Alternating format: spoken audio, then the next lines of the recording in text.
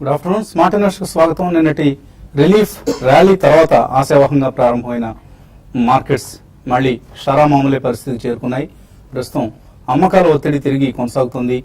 సెన్సెక్స్ కావచ్చు, నిఫ్టీ కావచ్చు, bank Nifty ఇవన్నీ కూడా అమ్మకాల ఒత్తిడి ఉన్నాయి. Bank nifty in fact leading the losses అని చెప్పొచ్చు, 1.41% నష్టంతో. సో ఆల్ రేట్ సెన్సిటివ్ స్టాక్స్లోనూ సెల్లింగ్ ఎక్కువ కనిపిస్తుంది. బ్యాంక్స్తో పాటు ఆటో స్టాక్స్లో కూడా సెల్లింగ్ ఎక్కువగా ఉంది. So Tata Motors, Reliance, SBI, NTPC, Wipro ఇవన్నీ సెన్సెక్స్ స్టాక్స్లో నష్టాల్లో ఉంటాయి. వేదాంత, హిందుస్థాన్ యూనిలివర్, అలాగే సన్ ఫార్మా టాప్ గెయినర్స్ లిస్ట్లో ఉన్నాయి. స్వల్ప లాభాల్లో ట్రేడ్ అవుతున్నాయని చెప్పుకోవచ్చు. Reserve bank of India governor Raghuram Rajan ఇవాళ అరుణ్ జైట్లీ, కేంద్ర ఆర్థిక మంత్రి అరుణ్ జైట్లీని కలవటం జరిగింది. సో ఎటువంటి వారిద్దరి మధ్య చర్చ ఎటువంటి పరిస్థితుల్లో ఉన్నది అన్నది ఇంకా వివరాలు తెలియాల్సింది. సో నిఫ్టీ స్టాక్స్లో గమనిస్తే వేదాంత 1% లాభంతో టాప్ గెయినర్గా ఉంది. BPCL another gainer in the Nifty. అలాగే Hindustan Unilever, Sun Pharma, Tech Mahindra ఇవన్నీ లాభాల్లో ఉంటాయి. ఐడియా సెల్యులర్ టాప్ లూజర్ 3.6% నష్టపోయింది. అలాగే Asian Paints 2.5%, Yes Bank, SBI, Tata Motors లాంటి స్టాక్స్లో నష్టాలు చూస్తున్నాం. సో 8033 దగ్గర ట్రేడ్ అవుతుంది. రేదర్ ఎన్ఎస్సి నిఫ్టీ 90 పాయింట్ల నష్టంతో. సో 8000 మార్కును ఎప్పటికప్పుడు టెస్ట్ చేస్తూ వస్తుంది. సో లాస్ట్ నెల రోజుల్లోనే, అంటే గత నెల రోజుల్లోనే మనం చూస్తే 5 సార్లు 8000 మార్కు వరకు నిఫ్టీ వెళ్ళటం, మళ్ళీ అక్కడ నుంచి కోలుకోవడం చూసాం. So May 7th, June 4th, June 8th, అలాగే June 9th, June 10th ఈ 5 సందర్భాల్లోనూ నిఫ్టీ ఆల్మోస్ట్ 8000 పాయింట్స్ వరకు వెళ్ళటం. May 7th అయితే 7997 వరకు కూడా వెళ్ళింది. అక్కడ నుంచి మళ్ళీ బౌన్స్ బ్యాక్ కావడం చూసాం. సో ఈసారి కూడా 8000 మార్కుని టెస్ట్ చేసి అక్కడ నుంచి బౌన్స్ బ్యాక్ అవుతుందా లేదా కిందకు వెళ్తుందా, కిందకు వెళ్తే 7700, 7600 లాంటి లెవెల్స్ కూడా నిఫ్టీ పడిపోయే ప్రమాదం ఉందని చార్టిస్ హెచ్చరిస్తున్నారు. సో చాలా స్టాక్స్ ఇన్ఫాక్ట్ నిఫ్టీ జస్ట్ 12% నష్టపోతే లాస్ట్ 52 వీక్ హై నుంచి, అంటే 9100 లెవెల్ నుంచి ఇప్పుడున్న 8000 లెవెల్కి 12% నష్టపోతే బ్యాంక్ నిఫ్టీ 16% నష్టపోయింది. మిడ్ క్యాప్ ఇండెక్స్ 9%, అలాగే స్మాల్ క్యాప్ ఇండెక్స్ 16% నష్టపోయాయి. So majority of the small cap stocks లో మనం నష్టాలు చూస్తున్నాం. పెద్ద stocks like Punjab National Bank వంటివి 42%, బ్యాంక్ ఆఫ్ బరోడా 34% నష్టపోయాయి 52 వీక్ హైస్ నుంచి. But at the same time Bhushan Steel లాంటి స్టాక్ 88% నష్టపోయింది. జేపీ అసోసియేట్స్ అబౌట్ 80%, అలాగే Unitech, Reliance Infra, KPIT, Jain Irrigation, OBC, Bank of India, ఇలా లిస్ట్ అనంతంగా ఉంది. ఇవన్నీ కూడా ఎనీవేర్ బిట్వీన్ 40 to 80% నష్టపోయి స్మాల్ ఇన్వెస్టర్స్ కు నష్టాలు మిగిల్చాయి. సో ఈసారైనా 8000 లెవెల్ దగ్గర సపోర్ట్ తీసుకుని నిఫ్టీ ర్యాలీ లాంటిది వస్తే తప్ప మార్కెట్స్ లో ఇన్వెస్టర్ల నష్టాలు రోజు రోజుకి ముదురుతున్నాయని చెప్పుకోవచ్చు. అయితే కొన్ని స్పార్క్స్ కూడా ఉన్నాయి.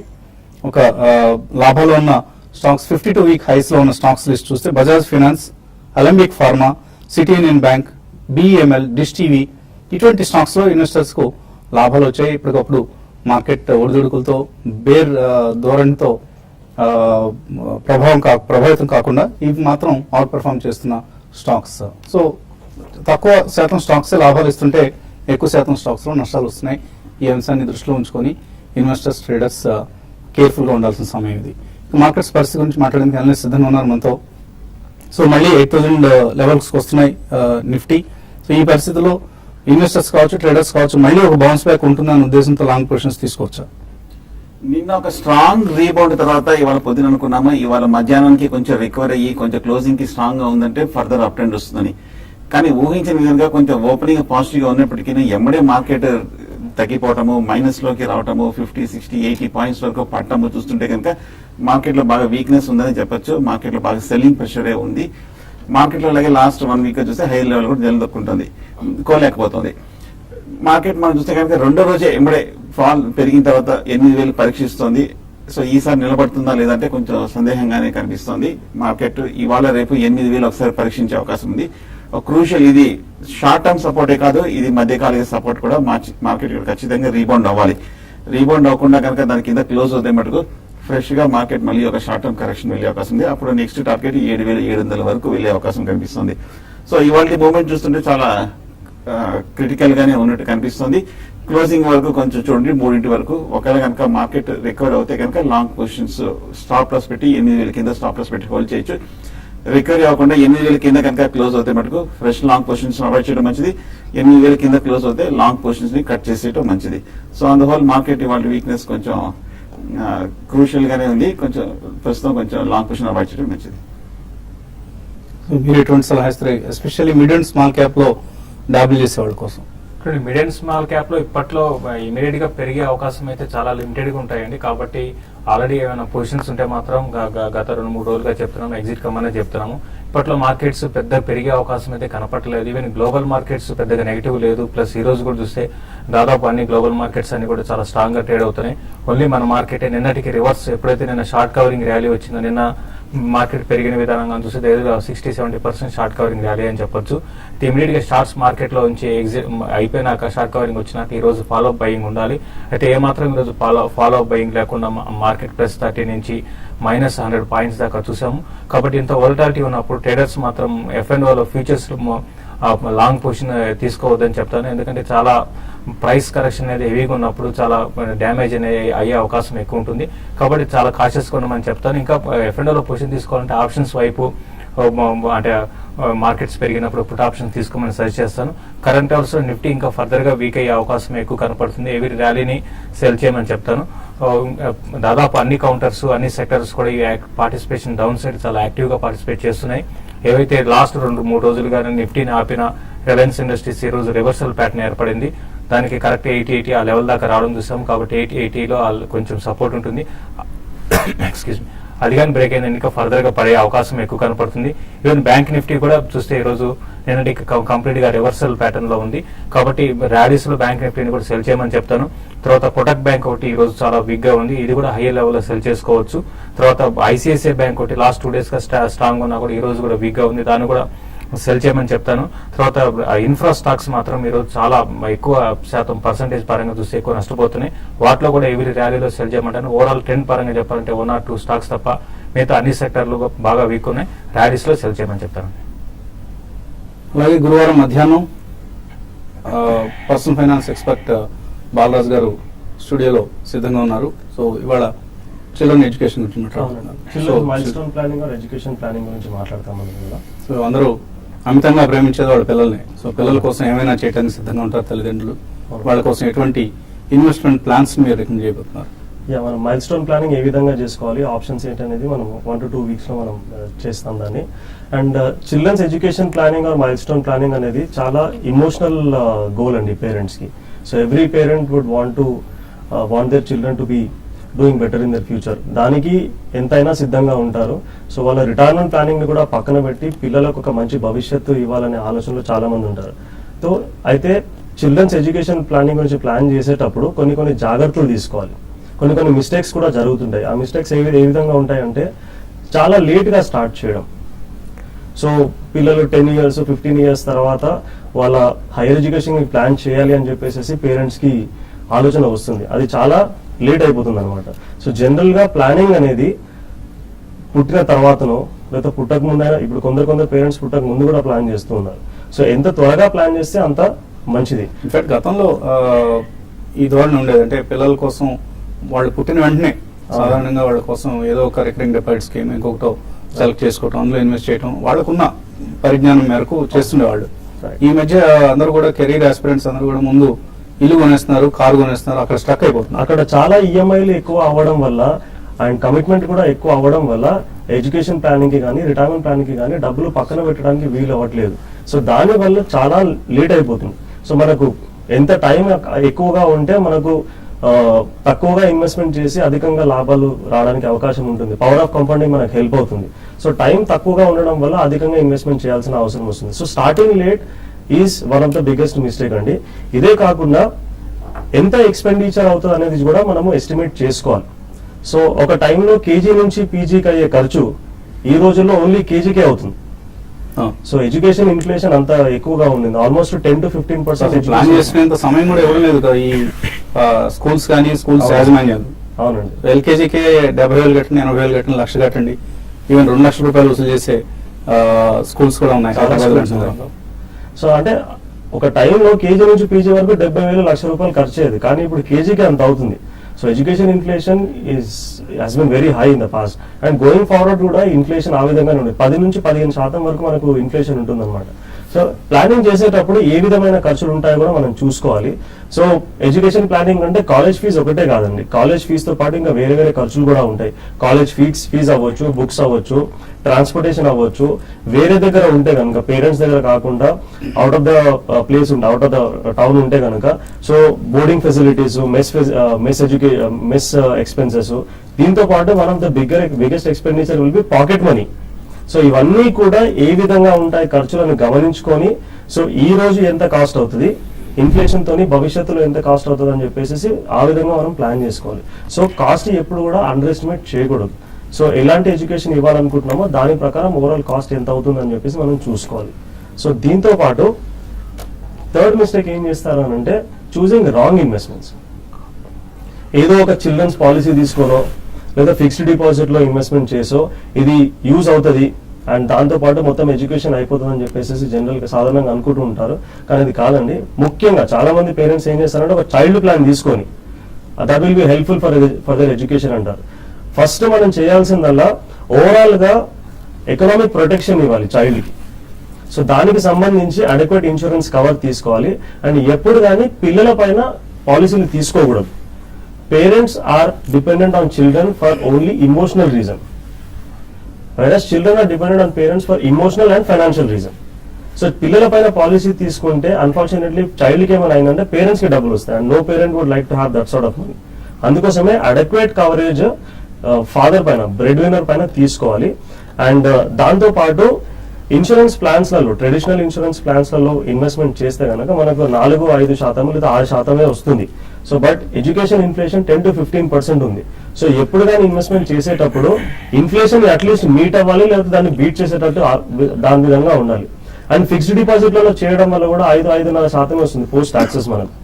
సో ఇవి అవాయిడ్ చేస్తే బెటర్ అండి. 5 సంవత్సరాల లోపు టైం కనుక ఉంటే ఇలాంటి వాటిలో ఫిక్స్డ్ డిపాజిట్ లో పెట్టుకోవచ్చు, ప్రాబ్లం ఏమీ లేదు. 5 సంవత్సరాల కంటే ఎక్కువ టైం ఉంటే it is better to take the root of equity mutual funds ద్వారా చేసుకుంటే మంచిది. ఓకే.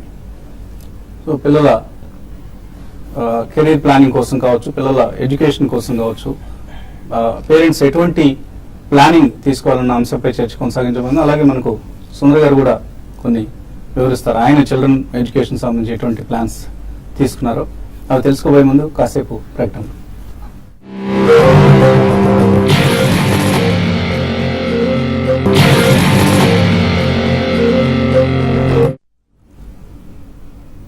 స్మార్ట్ ఇన్వెస్టర్ తిరిగి స్వాగతం. స్టాక్ మార్కెట్స్ నష్టాలు కొనసాగుతున్నాయి. సెన్సెక్స్ 300 పాయింట్లు, నిఫ్టీ సుమారుగా 100 పాయింట్ల నష్టంతో ట్రేడ్ అవుతున్న సమయం ఇది.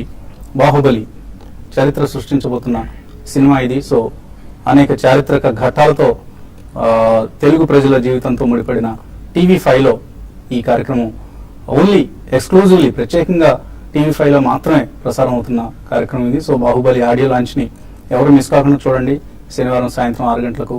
అలాగే అదే సమయంలో TV5, ICICI Prudential and paisaxpaisa.com 3 సంస్థల సంయుక్తంగా హైదరాబాద్, సికింద్రాబాద్ హరిహర కళాభవన్ నిర్వహిస్తున్న ఇన్వెస్టర్ సమిట్ కూడా ఉంది. సో బాహుబలిని ఎలా మిస్ అవుతామని అంటూ కొంతమంది అడుగుతున్నారు. బాహుబలి మిస్ అయ్యి ఇన్వెస్టర్ సమిట్కి వస్తే ఎలా అని. సో మన ప్రేక్షకుల కోసం, మన ఇన్వెస్టర్స్ కోసం దీన్ని సండే కూడా మళ్ళీ రిపీట్ చేస్తాం, కాబట్టి ఎవరు మిస్ అయ్యే అవకాశం లేదు. అండ్ క్రికెట్ మ్యాచ్లనే పక్కన పెట్టి మన ఇన్వెస్టర్స్ సమిట్కి హాజరైన సందర్భాలు కోకోలుగా ఉన్నాయి. వరల్డ్ కప్ మ్యాచెస్ కూడా పక్కన పెట్టి బాహుబలి అన్నది పెద్ద విషయం కాదు. సో అటు సండే రోజు బాహుబలి రిపీట్ చూడొచ్చు, అండ్ సాటర్డే రోజు మన ఇన్వెస్టర్ సమిట్ కూడా రండి. ఈ 2 కార్యక్రమాలు చేయాల్సిందే తప్పనిసరిగా. మహబూబ్ నగర్ నుంచి రాఘవేంద్రరావు కాలర్ లైన్ ఉన్నారు. హలో, నమస్తే అండి. మే 15 రోజు ఫెడరల్ బ్యాంక్ షేర్స్ కొన్నాం సార్. బోనస్ వస్తుంది, బోనస్ షేర్స్ రిసీవ్ చేస్తున్నాం అని చెప్పి మాకు అవి ఎప్పుడు అలాట్ అయితే సార్. అట్లా ఇంకొకటి మదర్సన్ సుమి మైసాన్ అలా కూడా బోనస్ షేర్స్ ఇస్తున్నామని విన్నాము. అది ఎప్పటి వరకు ఉంటే ఆ బోనస్ షేర్స్ మాకు వస్తాయి? అది మాకు ఆటోమేటిక్ యాడ్ అవుతాయి, మరి మనం అప్లై చేసుకోవాల్సి వస్తుందా? ఆటోమేటిక్ గా మీ అకౌంట్ కి వచ్చేస్తాయండి. రికార్డ్ డేట్ నాటికి మీరు షేర్లు హోల్డ్ చేస్తూ ఉంటే మీ అకౌంట్ కి ఆటోమేటిక్ క్రియేట్ అయిపోతాయి. మీరేమి మళ్ళీ వాడి కోసం అప్లై చేయాల్సిన అవసరం ఉండదు. ఫెడరల్ బ్యాంక్ ఏదైనా రికార్డ్ డేట్ ఇవ్వడం జరిగిందా? చాలా వరకు అన్ని ఈ నెల 16th అనుకుంటా అండి, 16th రోజున లాస్ట్ డేట్ అనుకుంటాను. ఈ లోపల మీకు స్టాక్స్ కానీ ఆల్రెడీ కొని ఉంటే మాత్రం ఆ డేట్ వరకు ఉంటే మీకు బోనస్ షేర్స్ రావడానికి అవకాశం ఉంటుంది. ఏదైనా కూడా మీరు తీసుకున్న స్టాక్స్ అన్ని కూడా మంచి స్టాక్సే, బట్ ఇమీడియట్ ట్రేడ్ అయితే మాత్రం కొంచెం వీక్ గా ఉంటుంది. లాంగ్ టర్మ్ కోసం మీరు హోల్డ్ చేయమని చెప్తాను. తర్వాత caller Nalini. Hello hello, good afternoon sir. Good afternoon అండి, అడగండి. సార్ ఇది ఇంటెలెక్ట్ గురించి సార్. ఇంటెలెక్ట్ ఏ ప్రైస్ లో బై చేయొచ్చు లాంగ్ టర్మ్ కి 1 year కి అన్ని ఎంత రిటర్న్స్ వస్తుంది? ఇంకొకటి యూనిటెక్ సార్ 15 రూపీస్ లో హోల్డ్ చేస్తున్నా, ఇంకేముంటారు అసలు మూమెంటే ఉండట్లా, అసలు 7 రూపీస్ లో తిరుగుతుంది. ఏం చేయాలి దానికి? ఎగ్జిట్ అవ్వమంటే ఎగ్జిట్ అయిపోతాను, లేదంటే ఏం చేయాలో చెప్తే సజెస్ట్ చేస్తే I go with it. So 50లో కొన్నారు, 7 రూపాయలు ఎగ్జిట్ అయితే ఏమొస్తుందండి? ఏమి రాదు, 90%. ఏమి రాకపోయినా సరే అది ఇంకా ఏమన్నా పడిపోతామని భయం వేస్తుంది. ఓకే ఓకే, సో ప్రస్తుతానికి హోల్డ్ అయింది. ఇంకేమైనా పడిపోతుందా అసలు? ఏంటి కంపెనీ పరిస్థితి ఏంటో అదే కావట్లా. కంపెనీ పూర్తిగా ఎత్తేసే పరిస్థితులు లేదండి ప్రస్తుతానికి. డెట్ బర్డెన్ ఉన్న కంపెనీస్ కి, అలాగే ప్రమోటర్ల షేర్లు తాకట్లో ఉన్న కంపెనీలకి ఇటువంటి గడ్డు పరిస్థితి, గడ్డు కాలం ఎదురైంది. బట్ కొద్దిగా పేషెన్స్ తో వెయిట్ చేయండి. ఇంటెలెక్ట్ తీసుకోవచ్చు ఇక్కడ. అవాయిడ్ చేయడం మంచిదండి, ఎందుకంటే ఈ మధ్య టెక్నికల్ గా 145 రూపాయల హై నుంచి 100 రూపాయల వరకు పట్టడం జరిగింది. మేజర్ లో లాస్ట్ 6 months మేజర్ సపోర్ట్ కూడా పరీక్షిస్తుంది, వీక్ గానే ఉంది. ఫండమెంటల్ కూడా ఇంకా పెద్ద పాజిటివ్ గా రాలేదు. సో ప్రస్తుతానికి ఇంటెలెక్ట్ మటుకు అవాయిడ్ చేయడం మంచిది. తర్వాత కాలం కరీంనగర్ నుంచి మాధవ్. హలో హలో సార్, నమస్తే సార్. నమస్తే అండి, అడగండి. టాటా స్టీల్ 380 తీసుకున్నాను సార్. లాంగ్ టర్మ్ కొరకు ఇంకొకటి యాడ్ చేసుకోవచ్చా? లాంగ్ టర్మ్ కోసం టాటా స్టీల్. టాటా స్టీల్ ఒకటి, టాటా మోటార్ సార్, అది కూడా 500 తీసుకుంది sir. Okay, Tata Motors definite గా యాడ్ చేసుకోండి మీ డిక్లైన్స్ లో. టాటా స్టీల్ అవాయిడ్ చేయడం మంచిది అనుకుంటున్నాను. టాటా స్టీల్ విషయానికి వస్తే రిజల్ట్ బాగా రావటం లేదు, ప్లస్ డెట్ కూడా బర్డెన్ పెరిగిపోతుంది క్వార్టర్ ఆన్ క్వార్టర్. అదొక రీజన్ చెప్పొచ్చు. ప్లస్ ఇంటర్నేషనల్ మార్కెట్ లో ఈవెన్ ప్రైస్ పెద్దగా బేస్ మెటల్స్ ప్రైస్ చాలా అంటే లో లెవెల్స్ లో ఉన్నాయి, ఏ మాత్రం పెరగలేదు. ఈ 3 రీజన్స్ గా ఈ స్టాక్ లో ఒక అప్డేట్ అనేది రావటం లేదు. కాబట్టి మీరు లాంగ్ టర్మ్ కోసం అయితే హోల్డ్ చేయండి. మీరు యావరేజ్ అయితే ఇక్కడ చేయకండి, ఇంకా కొంత డౌన్ సైడ్ అనేది అరౌండ్ 285 ఆ లెవెల్ దాకా రావడానికి అవకాశం ఉంటుంది. ఆ లెవెల్కి వచ్చినప్పుడు మీరు యావరేజ్ చేసి దాన్ని ట్రేడింగ్ పరంగా చేసుకోండి. అక్కడ నుంచి మళ్ళీ 320కి వచ్చినప్పుడు అమ్మేసి ఆ విధంగా ట్రేడ్ చేసుకోండి. టాటా మోటార్స్ కూడా రీసెంట్ రిజల్ట్ బాగా రాలేదండి, దానివల్ల కూడా స్టాక్ లో కరెక్షన్ చూసాము. బట్ టాటా మోటార్స్ మీరు కరెంట్ లెవెల్స్ లో స్లోగా మీరు యావరేజ్ చేసుకోమని చెప్తాను. బట్ ఇమీడియట్ ట్రెండ్ అయితే టాటా మోటార్స్ కూడా వీక్ గానే ఉండే అవకాశం ఎక్కువ ఉంది. అరౌండ్ 420 డిక్లైన్ లో తీసుకుంటున్నాను Tata Motors. It's blue chip now available at good valuation. And Tata Steel avoid చేయండి. తర్వాత కలర్ లైన్ ఉన్నారు. హలో హలో, ఓకే అండి, సో కాల్ కట్ అయింది. అలాగే ఈమెయిల్ సందేహాలు కూడా వచ్చాయి మనకు. JSPL and Adani Enterprises trading purpose కోసం తీసుకోవచ్చా ఇక్కడ? చంద్రశేఖర్ అడుగుతున్నారు.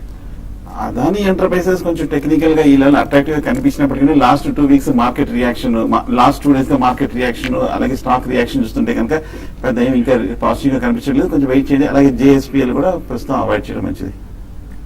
ఎక్సైడ్ ట్రేడింగ్ కోసం తీసుకోవచ్చు. ఎంవీఆర్ కుమార్ అడుగుతున్నారు. ఇప్పుడు బయింగ్ అనేది ట్రేడింగ్ అంత ఎంకరేజింగ్ గా లేదండి. ప్రతి ఒక్క స్టాక్ ఒక న్యూ లోయర్ లెవెల్స్ రావడం చూస్తున్నాము.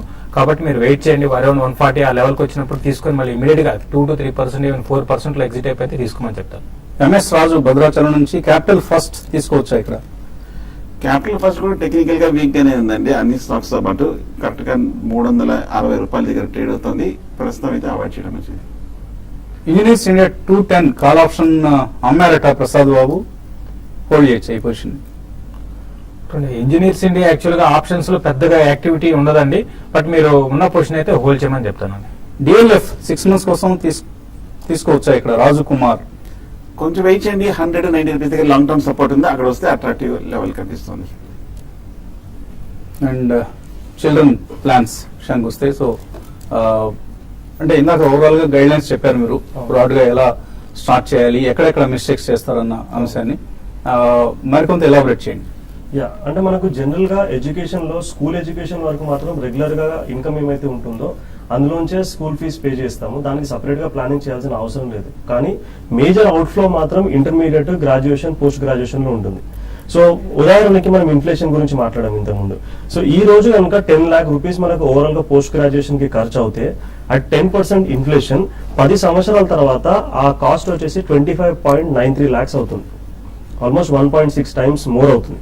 సో అదే 15 years తర్వాత 41,77,000 rupees will be the overall cost అండి. అండ్ 20 years తర్వాత చూస్తే 10 లక్షల రూపాయలు 67 lakh రూపీస్ అవుతాయి. ఇది ఓన్లీ ఫర్ పోస్ట్ గ్రాడ్యుయేషన్. అదే మనం గ్రాడ్యుయేషన్ అండ్ ఇంటర్మీడియట్ కూడా కలిపి తీసుకుంటే దాదాపు సమ్వేర్ అరౌండ్ 60 లక్షల నుంచి 1,20,00,000 వరకు కూడా అయ్యే అవకాశాలు ఉంటాయి అన్నమాట. సో అందుకోసమే ఇన్ఫ్లేషన్ ని దృష్టిలో పెట్టుకొని ఇప్పటి నుంచే ప్లాన్ చేసుకోవాలి. ఈ నంబర్లు చాలా పెద్దగా పడినప్పటికీ మెల్లిమెల్లిగా రెగ్యులర్ గా సిస్టమాటిక్ ఇన్వెస్ట్మెంట్ చేసుకుంటే కనుక మనం ఇది అచీవ్ చేయడానికి చాలా ఈజీగా ఉంటుంది. ఓవరాల్ గా చిల్డ్రన్స్ ఎడ్యుకేషన్ ప్లాన్ కి మనం ఎంతైతే సంపాదిస్తున్నామో ఒక 10 to 15% ఇన్వెస్ట్మెంట్ చేస్తే కనుక for one child. So it can monthly income లో ఒక 15% వరకు 15% ఫర్ వన్ ఎడ్యుకేషన్ కోసం ప్లాన్ సరిపోతుంది. ఓకే, అలాగే నెక్స్ట్ ఎపిసోడ్స్ లో మీరు ఎలాంటి Calculations స్పెసిఫిక్ చూస్తాం. స్కీమ్స్ లో ఇన్వెస్ట్ చేస్తే మంచి రిటర్న్స్ వస్తాయి అవకాశం ఉంటుందో చెప్తారు. సో ఇది ఇవాల్టి స్మార్ట్ ఇన్వెస్టర్. రేపొద్దున 8:30కి బిజినెస్ బ్రేక్ఫాస్ట్ షోలో మళ్ళీ కలుద్దాం.